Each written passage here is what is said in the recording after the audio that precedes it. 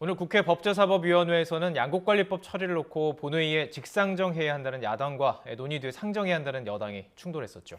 네, 양곡법은 남는 쌀을 매년 1조 원씩 들여서 정부가 사주도록 하는 내용인데 정부는 공개적으로 반대 의사를 표명했습니다. 이와 관련해서 정황근 장관 YTN 스튜디오에 모시고 자세한 내용 알아보겠습니다. 어서 오십시오, 장관님. 예. 안녕하십니까. 자, 국회에서는 일단 양곡관리법 논란이 뜨거운데 여야의 정쟁을 떠나서 일단 농민과 정부의 어떤 그 정책에 대해서 좀 여쭙고 싶습니다. 자, 우선 장관께서 공개적으로 반대를 표명하셨잖아요. 예. 어떤 인지 듣고 싶습니다. 예.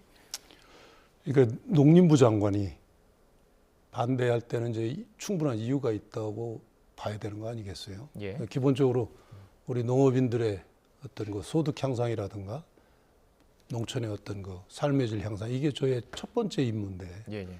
그래서 조금 안타까운 일이고요. 예.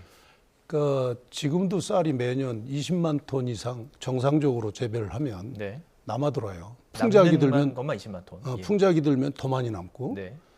근데 이제 소비량은 계속 줄고 있거든요. 네. 지금 뭐 1인당 56kg인데 아마 지난해 더 낮았을 거예요. 낮아졌을 겁니다. 그러면 현실적으로 대한민국에서 논에서 벼 이외에 다른 작물을 심기가 어렵게 돼 있거든요. 예. 벼가 이제 기계화도 돼 있고 그다음에 소득률이 다른 작물보다 좀 높아요. 예. 네. 그리고 이제 고령화된 농업인들 입장에서는 벼 재배가 그래도 다른 것보다는 안정되거든요. 예. 근데 그런 상황에서 만약 저 법이 통과가 돼가지고 예. 남는 쌀을 정부가 의무적으로 매입해라, 이게 제도화되면은 우리 농업인들 입장에서는 벼를 자꾸 재배할 수밖에 없지 않겠어요. 네네. 그러면은 또 그걸 처분하고 쌀 가격을 유지하기 위해서 엄청난 돈, 지금 연구기관 얘기는 연평균 1조인데 네. 2030년까지 이렇게 꾸준히 상승합니다. 예. 그래서 1조 4천억 이상 들어가거든요. 소비량이 만약 줄어들면 계속 올라갈 수밖에 없는 거죠. 그렇죠. 예. 그러니까 소비량은 줄어들고 남는 양이 많아지니까 예. 그걸 격리라고 그래서 창고에 그냥 쌓아놓는 거예요. 시장에 예. 내지 않고. 그러다가 한 2, 3년 지나면 그거를 사료라든가 뭐 이런 용도로 써야 돼요. 주정용이라든가. 밥 먹는 용도로는 2년밖에 안 됩니다. 네. 2년 넘는 거는 우리 밥살용으로 못 쓰거든요. 네네. 그러니까 쌀은 기본적으로 시장에서 수급 균형을 맞추는 쪽으로 정책을 펴야지. 예. 이렇게 무조건 남는 양을 사는 쪽으로 가는 거는 이건 농업인들한테도 안 맞다. 예. 도움이 안 된다. 왜냐하면 창고마다 쌀이 남아있는 상태에서 절대 가격이 안 올라가요. 그래서 우리 농촌경제연구원에서 분석한 거를 보면 네. 가격이 지금보다도 오히려 10% 가까이 떨어진다는 겁니다. 예. 그러면 가격은 가격대로 떨어지고 정부 재정은 재정대로 들어가고 그러면 누굴 위해서 이걸 하느냐 이거죠. 예. 그래서 이거는 좀 재고되어야 된다. 예. 그 얘기고, 지금 초기에는 우리 농업인들도 이걸 의무 매입하면은 안정적으로 재배하고 소득도 올라가는가 보다 이렇게 생각을 하셨는데 네네. 정부에서 이제 계속 그 상황을 말씀을 드리고 그다음에 연구기관에서도 연구 결과를 2차례에 걸쳐 발표하고 하니까 예. 요즘 대부분의 농업인 단체는 예. 이거 이렇게 빨리 하면 안 된다, 재고하자, 이렇게 성명서도 내고 예. 기자회견도 하고 이러고 있습니다. 자, 말씀하신 것처럼 만약에 그러니까 기회비용이라는 거잖아요. 돈을 만약에 무조건 쌀을 사는 데만 들여버리면 지금 저희가 이제 업무 보고 때도 지난번에도 네. 얘기를 나눠봤지만 체제 개선이 필요하다는 말씀하셨잖아요. 그러면 미래로 가야죠. 예, 이제 미래는 뭔가 뭐 말씀하셨지만 뭐 밀도 있고 콩도 심어야 되고 그러니까 쌀 위주로 이게 좀 바꿔야 되는 것인데 네네네. 그런 쪽으로 넘어가기 힘들다는 구조인데 그렇습니다. 근데 농민 입장에서는 당장의 수입이 지금 줄어들 수도 있고 네. 이걸 완전히 바꿔야 되는 그런 부담감도 있고요. 음. 현장의 목소리를 말씀해 주셨는데 그럼에도 불구하고 지금 설득하는 과정은 쉽진 않아 보이거든요. 쉽지 않죠. 예. 그러니까 이제 저희가 걱정하는 거는 예. 쌀은 지금도 자급이 되는데 예. 굳이 거기다가 돈을 더 써서 더 많이 남게 해서 그게 누구한테 도움이 되냐 이거죠. 예. 근데 지금 우리가 식량의 대부분을 그 쌀을 제외하고는 다 외국에 의존하고 있습니다. 예. 밀은 1%밖에 안 돼요. 예. 자급률이. 99%를 해외에서 사오는 거예요. 2%밖에 안 되는군요. 네, 예. 우리가 200만 톤의 밀가루를 1년에 먹는데 99%를 외국에서 사옵니다. 옥수수는 0.8%예요. 콩은 23%밖에 안 됩니다. 다 주요한 식량 작물입니다. 그러니까 남는 벼는 좀 줄이고 네. 이 부족한 쌀을, 이 부족한 곡물들 생산을 여러 방법을 동원해서 올려줘야 예. 우리가 식량 자급률도 높일 수 있고 또 농업인들 소득도 균형 있게 맞춰주는 거 아니냐. 예. 그렇게 생각을 하고요. 예. 그 다음에 거기에 이제 과거에는 그 소위 수단이 없었는데 지금은 가루쌀이라는 게 지금 나와가지고 네. 이제 금년에 2,000헥타나 재배를 하거든요. 설명해 주셨던 그 분질미. 그렇죠. 그거죠, 가루쌀. 옛날에 분질미라고 하다가 예. 지금 가루쌀로 이렇게 이해가 더 쉽게 쉽게. 예예 그렇게 했는데 네. 지난해 100헥타 심었어요. 30만 평. 예. 근데 금년에 20배나 늘려서 2,000헥타를 재배합니다. 예. 그럼 금년에는 이제 10,000톤이 나오거든요. 그러면 내년부터는 몇만 헥타도 재배할 수 있어요.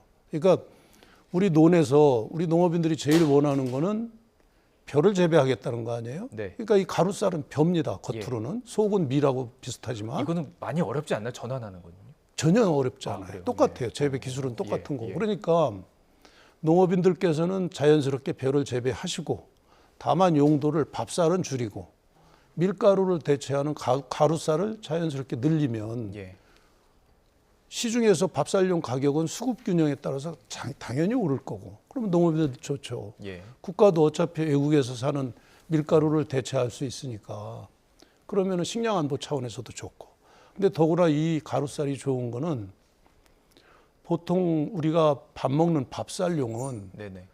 5월 말 6월 초에 모내기를 해서 11월 초에 수확을 해요. 5달 정도를 논에서 키워야 됩니다. 네. 이 가루쌀은 한 달 정도 늦은 6월 말에 모내기를 시작을 해요.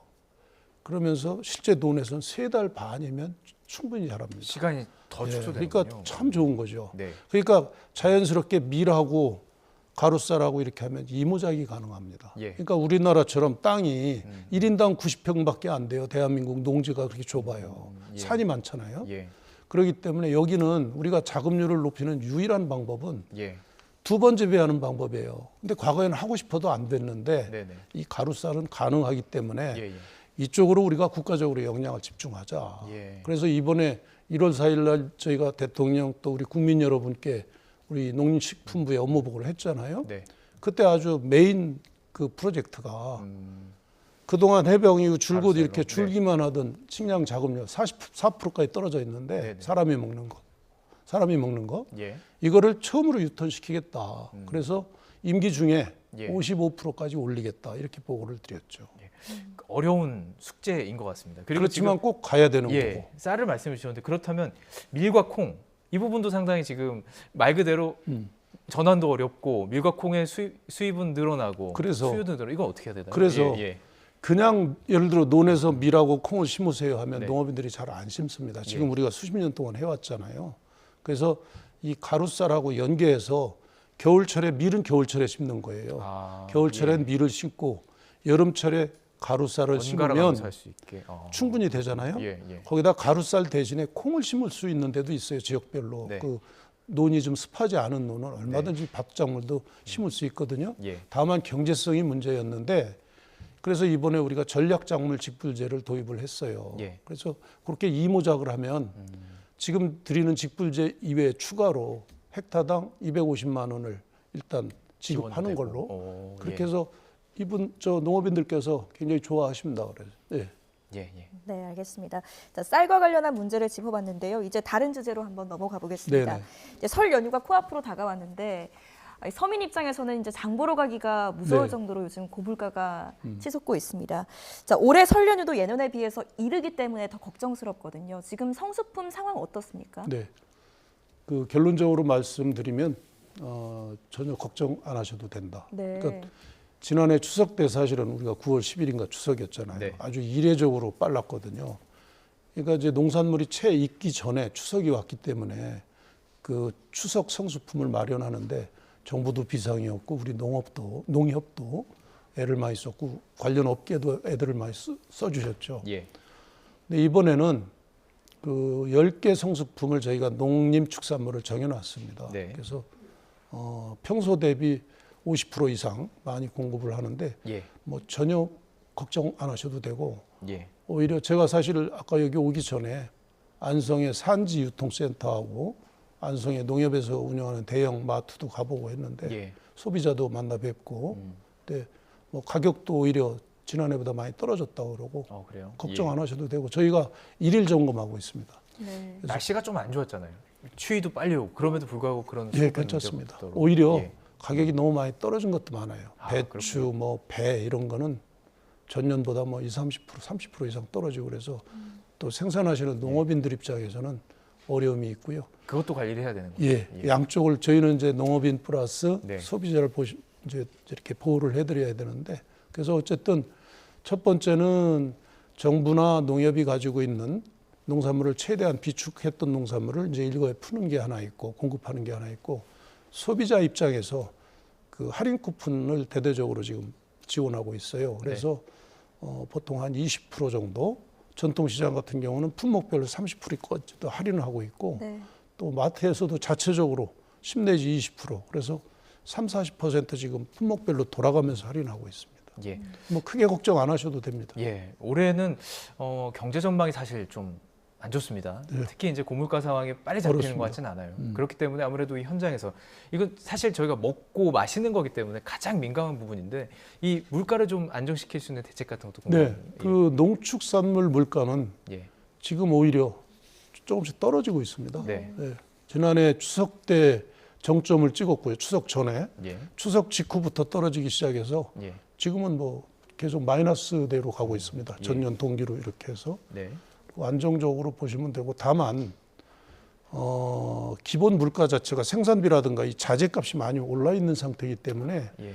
그 생산하는 농업인들이 굉장히 어려움을 겪고 있어요. 네, 네, 네. 그래서 비료, 사료, 그다음에 전기의 원료가 되는 특히 농업인들이 많이 쓰는 기름이 등유거든요. 예. 이게 많이 올라가서 전년 대비 한 40% 이상 올라 있습니다. 그래서 지금 올라간 거에 대해서 일부 국가에서 보조해 주는 것도 있고 또 사료 가격도 아주 저리로 해서 지금 융자를 하고 있고 예. 비료는 올라간 금액의 한 80% 정도를 정부, 지방정부, 농협이 이렇게 합동으로 80% 정도를 보존해 드리고 있고 예. 그렇게 하고 있고 예. 소비자에게는 아까 말씀드린 대로 예. 어쨌든 충분한 성수품을 공급하면서 그 할당 관세 제도를 통해서 예. 결과적으로 소비자한테 낮게 공급을 하고 네. 그다음에 할인 쿠폰을 통해서 할인을 받을 수 있도록 이렇게 하고 있습니다. 네. 예. 장관님, 그 설 명절 음식에 달걀이 굉장히 많이 쓰이지 않습니까? 근데 지금 고병원성 AI가 설 연휴를 앞두고 더 우려스럽습니다. 네, 여기에 대한 맞습니다. 대책도 가지고 계세요? 그 지금 우리가 코로나 때문에 전 세계가 몇 년간 몸살을 앓았잖아요. 이 네. 조류 인플루엔자도 바이러스거든요. 네. AI. 네. 이것도 지금 호주 대륙을 빼놓고는 전 세계에서 지금 그래서 가까운 일본도 우리보다 사실 축사 시설 이런 게 좀 현대화되어 있는데 예. 우리보다 살처분이 지금 배가 많습니다. 그래요. 예. 네, 발생 건수도 네. 굉장히 이례적입니다. 그리고 이번에 굉장히 강한데 다행히 지금 이렇게 수평전파라고 그래서 옆으로 번지는 거는 막고 있어요. 예. 정부하고 농업인 축산농가가 열심히 하고 있고 네. 지방자치단체도 열심히 하고 있고 현재까지는 잘 방어하고 있다고 보고요. 계란을 우리가 하루에 4,300~400만 개를 먹습니다. 네. 이제 거의 1인당 한 개 정도 드시는 예. 거죠. 예. 예. 근데 지금 우리가 생산하고 있는 게 4,300만 개 정도 생산이 되고 있어서 네. 아직 뭐 계란에 대해서는 문제가 없고요. 만약에 이게 이제 AI가 국내에서 산란계 쪽에서 확 퍼진다. 그러면 안 되기 때문에 산란계 농장에 대해서는 특히 3중, 4중으로 저희가 커버를 하고 있습니다. 그러니까 그럴 일까지는 없을 건데 예. 만약에 예. 이게 번지게 되면은 일부를 수입할 수밖에 없다. 예. 그래서 스페인에서 우리 농업인 단체에서는 굉장히 우려를 했습니다마는 네. 이 축산물은 수입하려면 여러 가지 절차가 있어서 농산물하고 달라요. 검역 문제가 있어서. 예. 그래서 미리 문만 살짝 열어놓은 상태입니다. 아, 스페인에서 하루 소비량의 뭐 약간 통화 수화프처럼 3% 되는 120만 개 샘플로 한번 수입을 해봤죠. 예. 유사시에는 수입을 할 거고요. 그러니까 예. 소비자들께서 걱정 안 하셔도 됩니다. 알겠습니다. 우리 국민 식탁에 오르는 모든 것들을 어떻게 보면 좀 총괄하고 계신데 그렇습니다. 정말 이 선에서 수고하고 계신 것도 감사의 말씀 드리겠습니다. 자, 오늘 말씀 여기까지 듣도록 하겠습니다. 농림축산식품부 장황근 장관과 함께 이야기 나눴습니다. 고맙습니다.